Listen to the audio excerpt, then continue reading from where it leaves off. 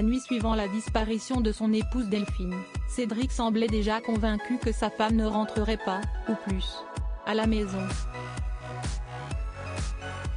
L'homme de 34 ans a d'ailleurs pris une décision très révélatrice qui pourrait suspecter une éventuelle implication de sa part dans cette affaire. Pisté à l'aide d'un tracker après la disparition de son épouse Delphine Jubilard, Cédric a eu un comportement étrange selon les enquêteurs.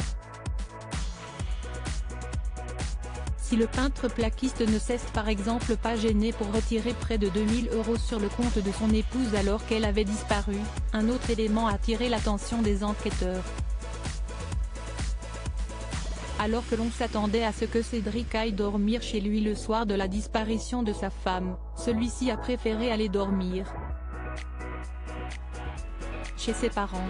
Ronan Folgoas, journaliste au service police-justice du Parisien, explique: Cédric rentre le 16 au soir mais non pas chez lui, mais il va aller dormir chez ses parents, à une dizaine de kilomètres. Ça c'est un élément qui chiffonne d'emblée les enquêteurs. Si Cédric Jubilard est innocent, pourquoi n'est-il pas allé dormir chez lui? En tout cas attendre son épouse, un éventuel retour?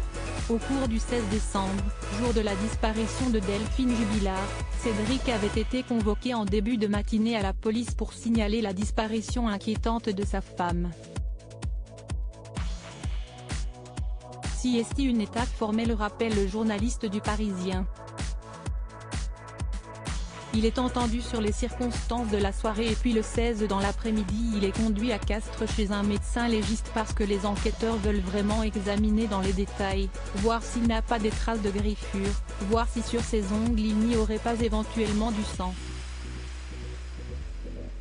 Ils veulent évidemment écarter l'hypothèse la plus évidente, qui est celle de l'implication du mari.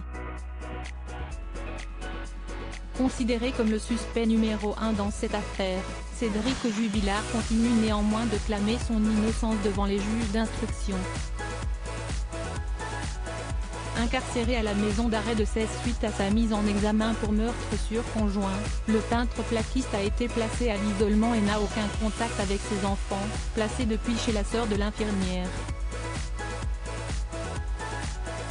Retrouvez le podcast « La nuit où Delphine Jubilard a disparu » dans son intégralité sur le site du Parisien.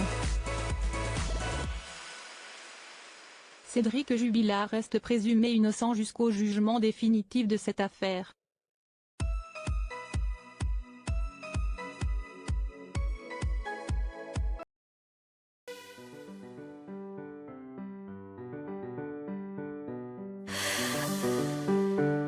나